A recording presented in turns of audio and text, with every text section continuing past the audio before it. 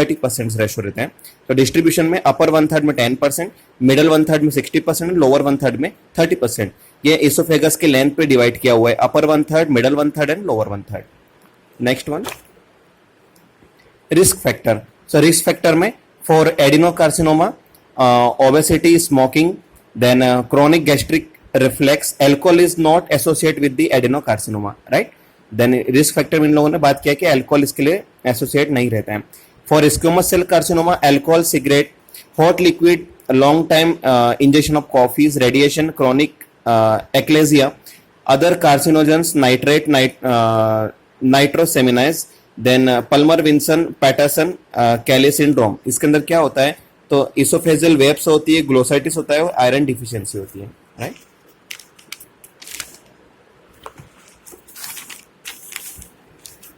Next one is clinical features. Clinical features more commonly in male 3:1 का ratio रहता है।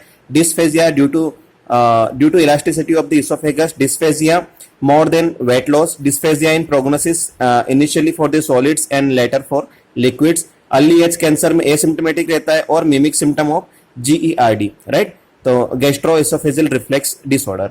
Other symptom में choking और coughing and inspiration from the tracheoesophageal fistula, hoarseness of voice, vocal cord paralysis and direct invasion of the recurrent laryngeal nerve.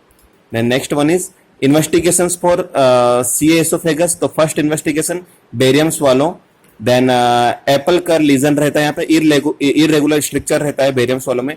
Then investigations for confirm malignancy, यहाँ पे endoscopy with biopsy रहता है. Then investigations for staging में CECT for abdomen, length of the tumor, regional lymph nodes, metastasis to lung and the liver, right? तो CACT के अंदर regional lymph node रहते हैं, उनका मेटास्टेसिस होता है लंग से लिवर के अंदर. Then endoscopic ultrasound assesses the T stage of the tumour, lymph node metastasis, right? Next one, features of CA oesophagus. तो फीचर्स में narrowing of the lumen of oesophagus, mucosal irregularity, proximal dilatation of the esophagus, irregular rat tail filling, defect on the distant esophagus. This particular rat tail filling is more common, then more specific. Then now TNM classification. The TNM classification divided हुआ TN and M में. तो TIS means high grade dysplasia. T1 tumor invents lamina propria, muscularis, mucosa and submucosa. T1A tumor invents lamina propria, muscularis, mucosa. T1B tumor invades submucosa. T2 tumor invades muscularis propria. T3 tumor invades adventitia. ये सारी layers है oesophagus की, right? T4 tumor invades adjacent structures. T4A invading pleura, pericardium and esophagus. T4B invading aorta, vertebral body and trachea, etc. So this one is a T. Now NX. So NX means regional lymph node can't access. N0 no regional lymph nodes, metastasis. N1 metastasis in 1 to 2 regional lymph node. N2 metastasis in 3 to 6 regional lymph nodes.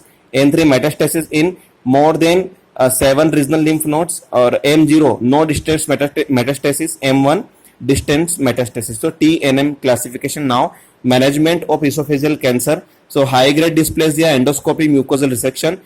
Localized esophageal cancer में T1 minimum invasive esophagectomy with limited LN dissection. T2 plus T3 अगर है तो non adjacent chemo radiation plus surgery. Locally advance cancer में chemo radiation use होता है, right? So mainly यहाँ पे dysphagia occur होता है. देन मेटास्टेसिस डिसीज में डेफिनेटिव कीमो रेडिएशन. मैलिग्नेंट में coated self expanding metallic stents. और यहाँ पे बेस्ट पैलिएटिव ट्रीटमेंट रहता है मैलिग्नेंट टाइप में. Now chemotherapy. तो most prescribed drug is cisplatin, right? Then surgeries for oesophageal carcinoma काफी इंपॉर्टेंट है. 3 टाइप्स की सर्जरी यहाँ पे काफी इंपॉर्टेंट स्पेसिफाई की हुई है. Ivor Lewis esophageectomy, right? Best for mid or lower esophageal, right? Best for middle or lower esophagus. Then Mecnion esophagectomy, then transhiatal esophagectomy, right? तो Ivor Lewis oesophagectomy best for middle और lower oesophagus. यहाँ पे commonly used होती है. सब total इसोफेजेक्टोमी होती है done of the CA oesophagus. Main cause of mortality in the Ivoire less operation anastomotic leak, right. तो यहाँ पे क्या होता है, जब भी आप इसोफेगस को कट करके वापस से ज्वाइन करते हो तो वहाँ पे एनास्टोमोटिक साइड पे वहाँ पे लीकेज होना स्टार्ट होता है। देन मेकेन्स इसोफेजिटोमी में क्या होता है, तो इसको 3 स्टेज होती है, laparotomy, thoracotomy and neck incision. Then transhiatal oesophagectomy में क्या होता है, तो फर्स्ट डिस्क्राइब बाय ओरिंजर, इसे किसने डिस्क्राइब किया था, ओरिंजर ने। Done by the laparotomy, then neck incision, no tracheotomy done, so less pulmonary complications, right? So this one is commonly used होती है transhiatal esophagotomy, more chances of anastomosis, leak and bleeding, right? So through leak is more here, but mortality due to leak in more in Ivor Levis. So Ivor Levis से ज़्यादा fashion ज़्यादा use किया जाता है। Then advantages of transhiatal oesophagectomy over transthoraco oesophagectomy, 2 leading cause रहते हैं इसमें, lung complication specially pneumonia and severe infection in chest, mediastinitis due to the leak, right. तो यहाँ पे लीकेज के चांसेस ज्यादा रहते हैं। नाउ प्रोग्नोसिस, तो प्रोग्नोसिस में prognosis is poor, long term survival following oesophagectomy depends on the depth of the tumour invention, कितना ट्यूमर फैला है, numbers of involved lymph node and location of the tumor in the esophagus. The esophagus consists of only 3 layers, mucosa, submucosa and muscularis. Serosa is missing. So without the serosa covering, esophageal cancer rapidly infiltrate through the muscular wall into the surrounding structures. Now benign esophageal neoplasm, तो exam में 5 marks में पूछा जाता है। The most commonly esophageal tumor in the leiomyoma. Esophageal leiomyoma is a benign smooth muscles neoplasm of the esophagus. Leiomyoma are well enclosed, single, over and common in the lower esophagus में ये होता है benign esophageal neoplasm. It is a most frequently present in the young and middle age group, 20 to 50 years age group में.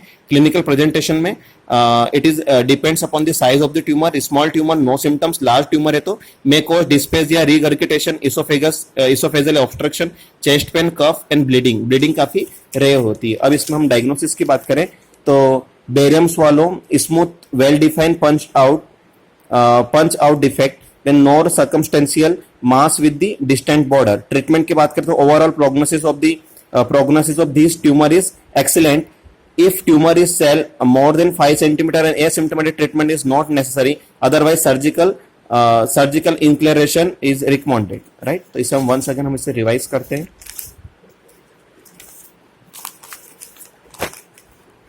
Definition, distribution, risk factor, clinical features, investigation, features of the CA esophagus, TNM classification, management of the CA esophagus, surgeries for CA esophagus, prognosis, benign esophageal neoplasm, diagnosis and treatment. Thank you.